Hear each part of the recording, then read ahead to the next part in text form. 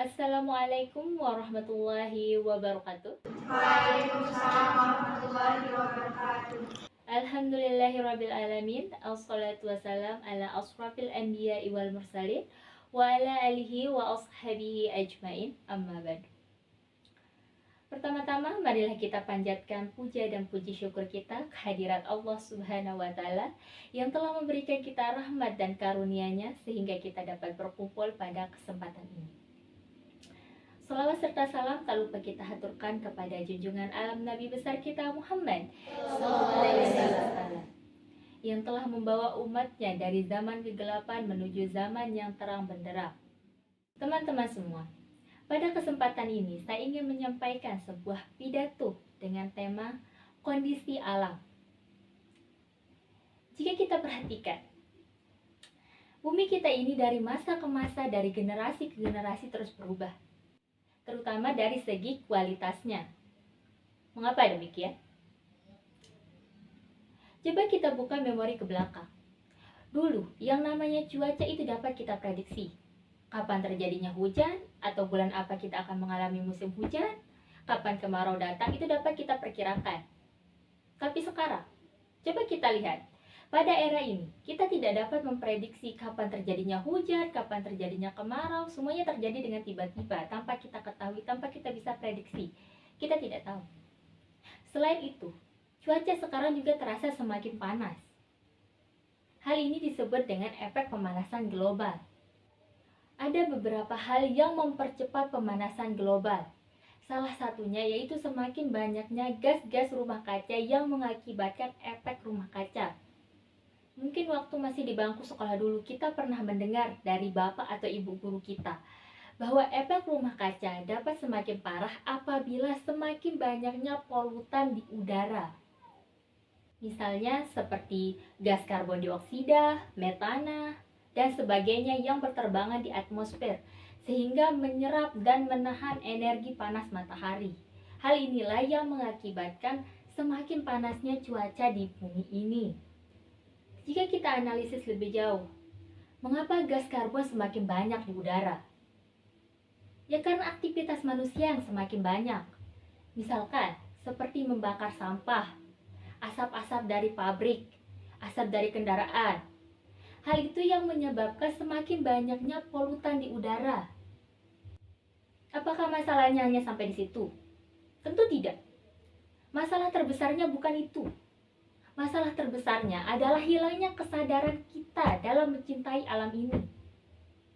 Jika kita mencintai alam, tentunya kita bisa menjaga dan merawat alam ini.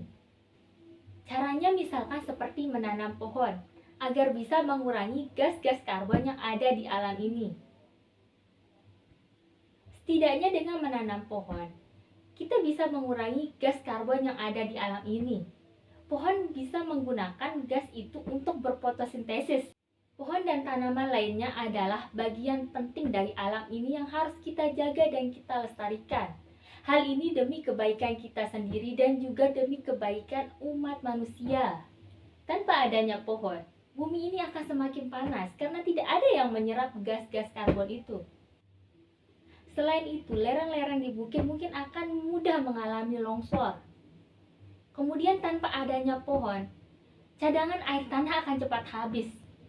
Maka dari itu, marilah kita sama-sama mulai hari ini kita niatkan dalam hati dengan niat yang tulus dan ikhlas untuk menjaga lingkungan ini demi generasi di masa depan.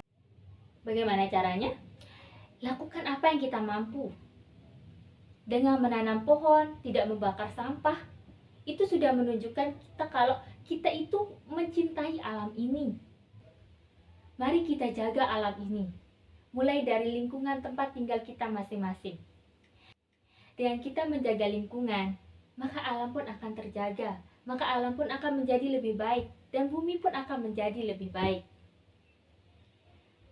Sekian dari saya, kurang lebihnya mohon dimaafkan. Wabillahi taufiq wal hidayah. Wassalamualaikum warahmatullahi wabarakatuh. Waalaikumsalam warahmatullahi wabarakatuh. Mungkin ada tanggapan dari teman-teman semua.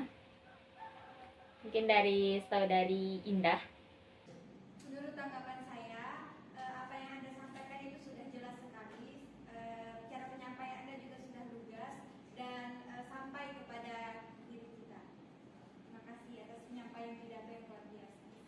kasih atas tanggapannya Saudari Indah. Kemudian ada dari Saudari Sapitri. Menurut tanggapan saya mengenai pidato yang telah Anda sampaikan barusan, itu mengajarkan kita bagaimana menjaga alam supaya tidak merusak lingkungan. Itu saja dari saya. Baik, terima kasih atas tanggapannya Saudari Sapitri. Dari Saudari Laila ada. Terima kasih telah memberikan saya kesempatan untuk menanggapi pidato dari saudari Mamita. Menurut saya pidatonya cukup jelas dan cukup memaparkan semuanya tentang masalah-masalah yang terjadi di muka bumi ini, terutama di alam sekitar kita ini. Dan sudah sangat bagus sekali penyampaiannya. Mantap. Terima kasih. Baik, terima kasih atas tanggapannya Saudari Laila. Terima kasih atas tanggapannya teman-teman semua. Sekian dari saya dan terima kasih.